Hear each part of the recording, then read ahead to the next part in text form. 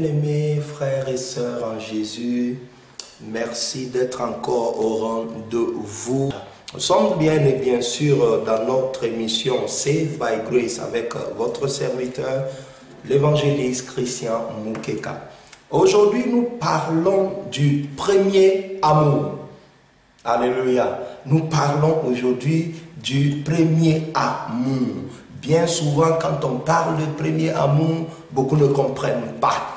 Beaucoup pensent que oui, comme j'aimais mon frère, je ne l'aime plus. C'est pour ça qu'on parle de premier amour. Oui, ça peut être vrai, mais c'est aussi plus profond que ça.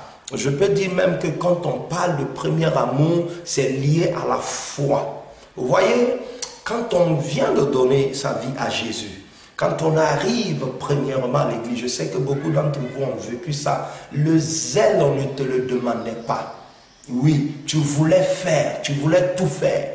Ça nous arrivait même de vouloir être dans tous les départements. Oui, on est zélé, on est reconnaissant de ce que Dieu a fait pour nous. On sait où il nous a enlevés. On arrive dans une famille où on voit, on est bien accueillis. Oh, les gens nous aiment, tout le monde nous fait des accolades. Et nous, on se retrouve être aimés alors qu'on avait un problème d'amour là où on était. On se retrouve être accepté tel qu'on est. Alors que là où on n'était pas forcément accepté. Toutes ces choses nous ont amenés à être zélés, à être joyeux, à vouloir tout donner.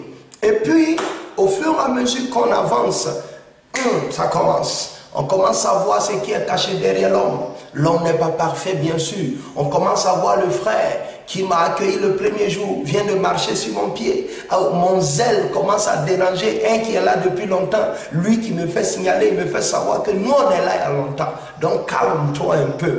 On commence à être dérangé par notre propre zèle. Quand vous lisez la Bible, vous allez voir où Élie a dit, quand Dieu cherchait Élie, Élie dit, j'ai déployé mon zèle pour l'Éternel. J'ai tué les prophètes, les faux prophètes de Baal, et maintenant ma vie est en danger. Il dit, j'ai déployé mon zèle pour l'Éternel. Donc ce n'est pas mauvais, ce n'est pas une mauvaise chose de déployer son zèle pour l'Éternel, mais malheureusement, on s'est fié à l'homme. On s'est dit que l'homme est bon. Quand on arrive à l'église, il est tellement gentil qu'on s'est dit l'homme est bon. Donc on est engagé. Et quand l'homme commence à montrer ses faiblesses, quand l'homme commence à montrer ses insuffisances, ça nous décourage. Cela ne devait pas nous décourager. C'est dans deux sens aujourd'hui. Il y a ceux qui reçoivent les nouveaux qui arrivent et il y a ceux qui arrivent qui sont nouveaux. Oui, je m'adresse à toi, le chrétien expérimenté, je vais appeler ça comme ça, hein. Le chrétien qui a duré à l'église, le chrétien qu'on dit, entre guillemets, généralement, vieux chrétien. Oui, je m'adresse à toi.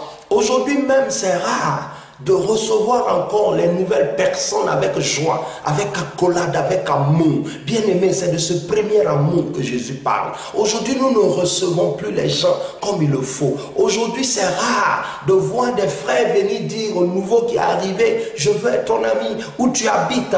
Non, tout ne doit pas être le pasteur, tout ne doit pas être l'homme de Dieu. Bien sûr que ça doit faire partie du programme de l'église. Mais toi aussi, chrétien, ça doit faire partie de ton programme. Parce que toi qui es l'ancien, je veux t'appeler le fort. Dieu dit que les plus forts soutiennent les plus faibles. Celui qui arrive, il est faible parce qu'il ne connaît pas encore. Vous ne devez pas casser son zèle parce qu'il est zélé que vous. Au contraire, vous devez encourager ce zèle. Et même si ce zèle peut vous réveiller vous aussi, mais c'est une bonne chose. Je veux m'adresser aussi à celui qui arrive à l'église. Ne sois pas découragé. Ne sois pas découragé quand tu déploies ton zèle et souvent ça te porte préjudice. Ne sois pas découragé quand tu te rends compte que celui que tu voyais comme parfait, le pasteur, la femme du pasteur, le chrétien, le choriste, le responsable que tu voyais comme parfait, t'a frustré, t'a blessé. Tu ne dois pas pour autant perdre ton amour parce que c'est que Dieu.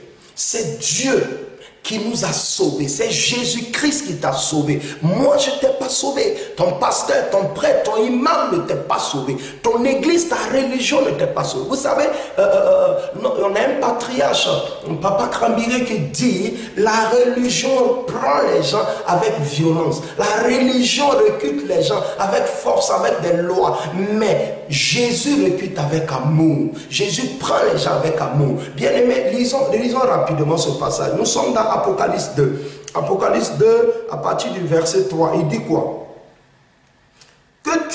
Alléluia, il dit que tu as de la persévérance. Jésus reconnaît, Dieu reconnaît que tu as de la persévérance. Il dit que tu as de la persévérance, c'est bien. Tu as de la persévérance, c'est une très bonne chose. Persévère alors. Il dit que tu as souffert à cause de mon nom. Regarde, tout ce que tu vis dans l'œuvre de Dieu, si c'est à cause du nom du Seigneur, il est au courant. Et que tu ne t'es point lassé. Malgré tes souffrances, tu ne t'es point lassé, tu n'as pas abandonné. Mais ce que j'ai contre toi, c'est que tu as abandonné. C'est que tu as abandonné ton premier amour. Alléluia.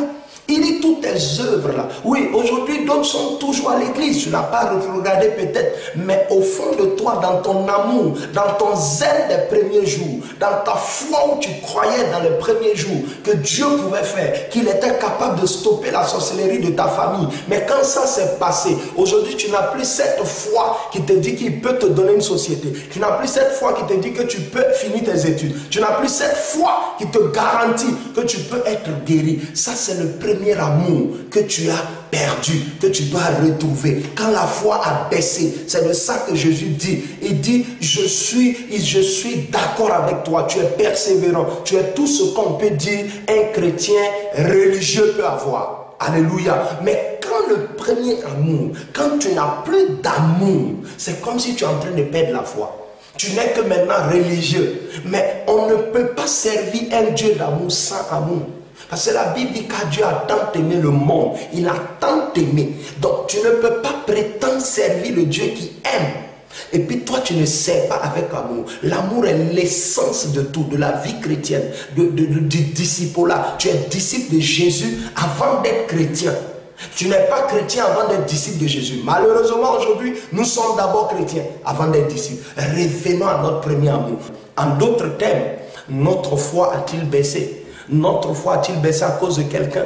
Notre foi a-t-il diminué alors qu'on a dit clairement ni la mort, ni la souffrance, ni la richesse, rien ne peut m'éloigner de l'amour du Seigneur. Revenons à notre premier amour. C'est par amour qu'il nous a sauvés. Il nous a donné tout par amour. Donnons aussi de l'amour. Ceux qui arrivent, restez aussi dans l'amour. Que Dieu vous bénisse. Respectons notre Dieu et restons dans le premier amour. Shalom, shalom. Que Dieu vous bénisse. C'est toi ma vie.